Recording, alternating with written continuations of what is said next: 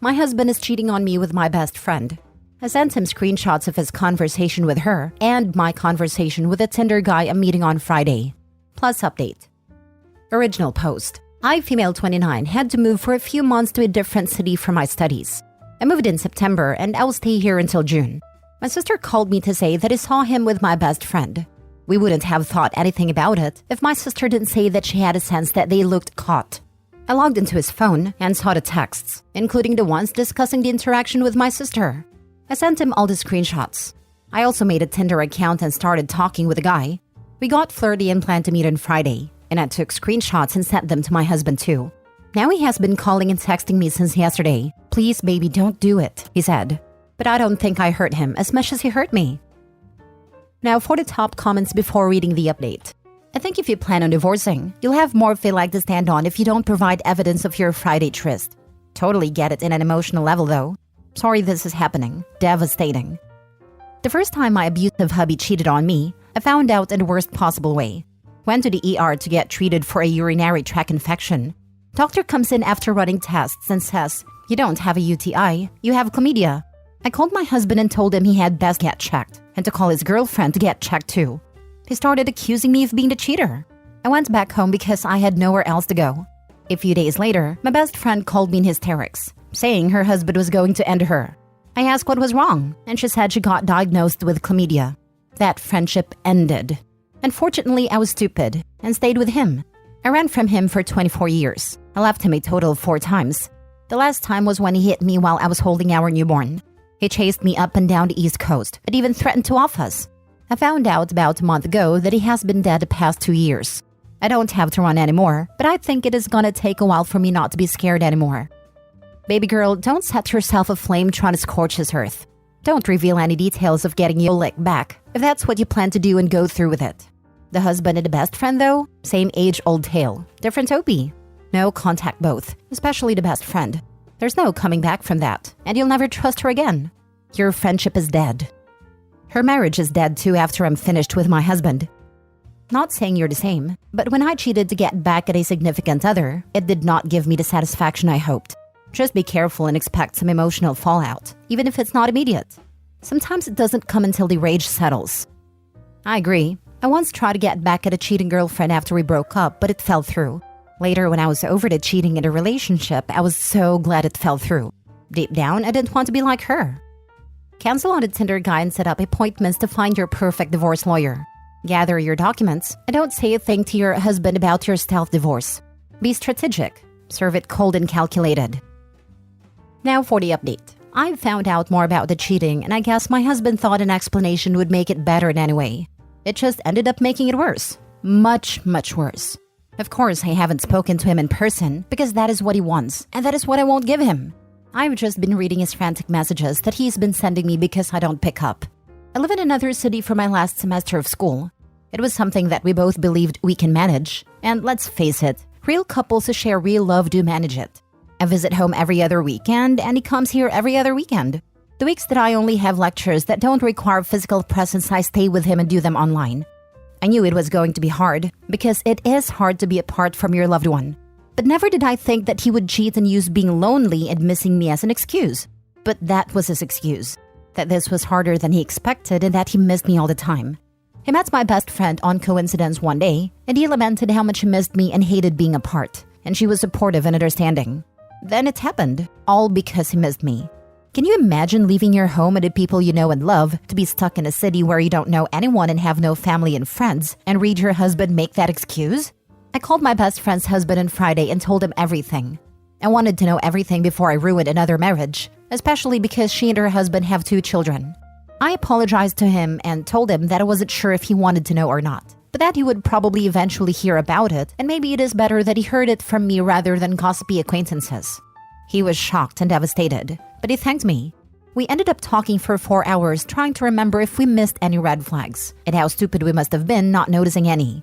I've heard that he has moved out with his children. The only text I got from her was that I was vindictive, and not to worry because her husband loves her and that I didn't succeed in my revenge. I've been living in an Airbnb these past few days because I knew that my husband would try to visit me, and I was right. He is currently in my apartment. I ended up meeting the Tinder guy for drinks. He knows that I am newly single and only in town for a few months, and that I'm not looking for anything serious right now. I shared a picture of our drinks on Insta story and made sure that his arm showed. My phone went mental with texts and calls from my husband. Over 100 calls and 100 texts. To be honest, I felt that I needed to meet someone to talk to anyway. While I know few people here, I don't really have any friends, so it was nice to just meet and talk to someone. He is very good looking too, so I will definitely keep in touch. And he texted me yesterday about meeting again. So nothing happened on Friday. Eventually it will. I know that I will never hurt my husband the way he hurt me because I don't believe he ever loved me like I loved him. He hurt me because I love him. I hurt him because he loves himself. He and your best friend are both pieces of trash. I lived apart from my husband in different cities for the first couple of years of our relationship. We saw each other weekly like you. Sure, it is not fun to be apart, but it's certainly not like being abandoned. And it would never cause any normal, faithful partner to immediately rush into betting your best friend. He cheated because he wanted to cheat, and because he weren't around to find out, it made him feel guilty. Exactly. He cheated because he knew I wasn't around, and he brought her to my home. Twice, before realizing he was being a douche. Don't ever go back to your husband, and your ex-BFF is a POS too. I hope her husband divorces her. He will. I've heard gossip and he actually spilled all the tea. He doesn't think she is worth saving a marriage for. Haha, good. Too bad for the kids, but she only has herself to blame. I know, but I don't think it is better for the children to have parents who don't love each other. Yeah, I spent my entire childhood wondering why the hell my parents were even married and wondering when they would just break up. It was because my mom got pregnant with my brother. It was a pregnancy marriage. My dad finally had enough and they finally divorced when I was 18. I couldn't believe it took 20 years. And when it happened, I was not shocked. I thought it was gonna happen many years ago. I hope your ex-best friend's husband leaves her. Hopefully she ends up with your crappy ex, so they don't go ruining more marriages. I don't know if they end up together or not. It would rid the world of two a-holes if they ended up together and stopped hurting others. My ex was with a wannabe gold digger. They got married 30 days after our final decree. It wasn't long before they were both cheating again. She thought he was on a fast corporate track. They made my life hell because I got the stock options, half his pension, alimony, and child support. I laughed when I heard he was hiding the credit cards, and he emailed that he was, "Oh, I'm so sorry and want all our good times back." When I replied, I said, "They really weren't that good for me. No thanks. Been divorced for 28 years and he still tries to play me. Really hope you don't have a kid with this guy, or go back. Sure, you deserve better." Next story. My husband is too busy and too important to care about our children, and I'm sick of it. My husband is a surgeon, and according to him, he's the most important person in the world.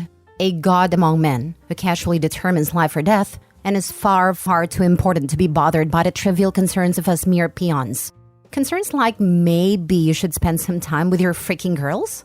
But oh no, you see, he works so hard and has so much pressure that when he's home, he has to be sequestered from the annoying sounds of our girls playing. Or, being happy to see him? My dad has picked up the slack. He's been the one that changed their diapers. I drop them off at school and go to work. Dad picks them up and stays with them till I get home. My dad was the one who taught them to ride a bike. My dad is the one who shows up to the plays and dance recitals. He's the one that helps with the homework. My dad is the one who dresses as Santa. My dad is the one who does the Easter egg hunts and tea parties. My husband is far too important for any of that. And despite the fact that my husband has absolutely no interest in our kids, he's still mad that the kids are closer to my dad and him. So my dad is now struggling financially. We have the means to help him, but my husband doesn't want to. I'd rather see my dad move to the other side of the country and removed from our kids' lives. I put my foot down and he goes on to Reddit to whine about it. Well, now I'm here too, dear. You want to whine about our marriage on Reddit? I can do it too. Now for the top comments before reading the update. Your dad's a great dad and grandpa. Your kids will know that.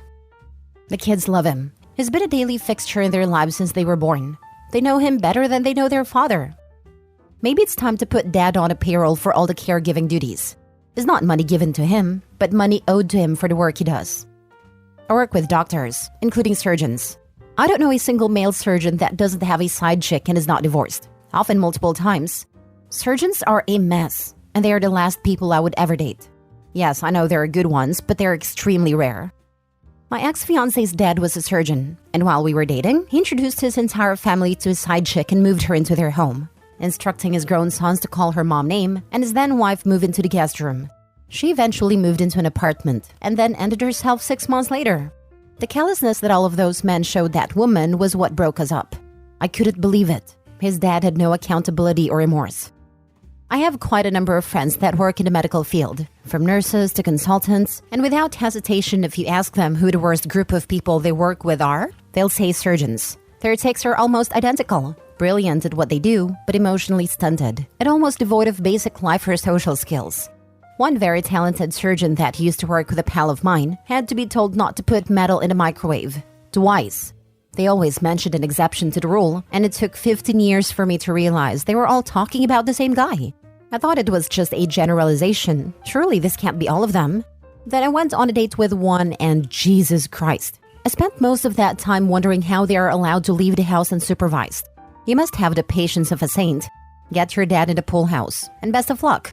Also, apologies to the lovely, well-adjusted surgeons out there. You do great work. Now for the update. Wow, this all blew up. I was so angry when I posted this. Now I'm just drained. He came by yesterday to pick up some things and we argued. The girls were out with my dad because I knew this would be a fight and I didn't want them around for this. He said awful things. Just awful. About me, my dad and the girls. After he left, I talked to my mom. We have a difficult relationship, but if there's one person I want in my corner going into the divorce, it's her. The divorce is happening. I saw an attorney my mom recommended today. I'm really glad I went through that prenup my mom wanted when we got married now. At this point, I won't speak to my soon-to-be ex-husband. My lawyer is doing my talking for me. I'm exhausted. Thank you everyone for all the support. It helped to read the comments and know people supported me. He made me feel so small and stupid yesterday, and he said awful things about our girls. I'm not mad anymore. I'm just heartbroken. Our girls deserve better than this. I really wanted better for them. I just wanted to have a family and a nice home. Now I'm just going through a divorce like my parents. I never wanted this. I tried so hard to keep this all together so we didn't wind up here. But I've failed. Update 2. I've been getting a lot of questions and requests for an update, so I'll keep this short. We are moving forward with the divorce. He's moved out and dad's moved in. The kids are good. Last story. Who knew that all I had to do was to give them my blessing for my husband and his mistress to break up? I've known about his infidelity for 10 months now when he almost missed the birth of our baby. We had a planned C-section, but our daughter decided she couldn't wait, and I called him all morning confused and terrified, in pain, because I was scheduled 2 weeks later. My mom finally got hold of him. He smelled disgusting. My way, a perfume that I really hate. He looked more guilty than excited, and he smelled disgusting. Anyway, when we got home, I looked in his phone and found out about them. I don't know how he has been able to fool me, or was I just blind? I told him that I knew, and he tried to deny it and I didn't argue. When I didn't argue, he probably felt relieved that I had dropped it. Or maybe he thought I believed him. One day, he came home late and he smelled of my way again, and I broke down crying and begging him to stop. To choose our family. To choose me. I love you. He just denied it again and I didn't argue again. I told him that I hated what he was doing and that I hated her disgusting perfume. I don't think it mattered because he was working late again not a week later. The day after New Year's Day, I took my children to town because I convinced myself that I needed to do some shopping. I found myself walking around his office around lunchtime looking inside restaurants. I thought that after the holidays keeping them apart, they would be wanting to have lunch together on their first day at work. My heart was racing and my stomach churning. I thought that if I saw them together, I would faint or even die. But none of this happened. I found them as I expected in the restaurant he used to take me to whenever I visited him. I was surprised that hurt and humiliation I was expecting and fearing didn't come. Instead, I felt calm and relief, like something big and heavy was lifted from my heart. I even felt embarrassed that he was as predictable as I thought. I think I stopped having any feelings for him right that moment. It reeked of my way in the whole restaurant, or maybe I just imagined it. I told them that I wasn't there to cause trouble, but that I needed to see for myself. I told her that she had won and that now she could have him. I told him that if he followed after me, that I would scream, because he was about to. When he got home, he wanted to talk. I told him that I wasn't angry or hurt anymore. He could be with her. For almost 2 weeks now, they have been arguing and fighting over text, because he ended the affair. I will never understand how some people function. Why weren't my tears and pleas enough for him to end it? But my blessings were. Because illicit affair, mistress, and gaslighting you are thrilling and power games that make them feel important and like special snowflakes. Impending divorce, STD check, lawyers, alimony and child support, home wrecker? don't have quite the same sexy flavor to them. Right, he didn't want to be with her. He wanted to bed her, sneak around, and get a rush from feeling like a young hot guy while his wife stays stuck at home with the kids. Now that he's facing only having the side chick, who probably doesn't want to be a stepmother to the kids of a man she knows firsthand cannot be trusted not to wonder, is panicking about losing his actual partner, home, money, and time with his kids. I hope Opie doesn't waver, because a man that is out cheating when his wife is not only pregnant but due to give birth in the next few weeks is a huge POS. He also didn't think she would leave him over it. He loved the idea of two women wanting him. When one of them noped out of the competition and the one that noped out was the one wanted, he quit the game. It was no longer fun having a woman he didn't really want chasing after him. Too bad for him. He blew up his life for a woman he doesn't want and lost the one he did want. Please tell me you are filing for divorce. Eventually,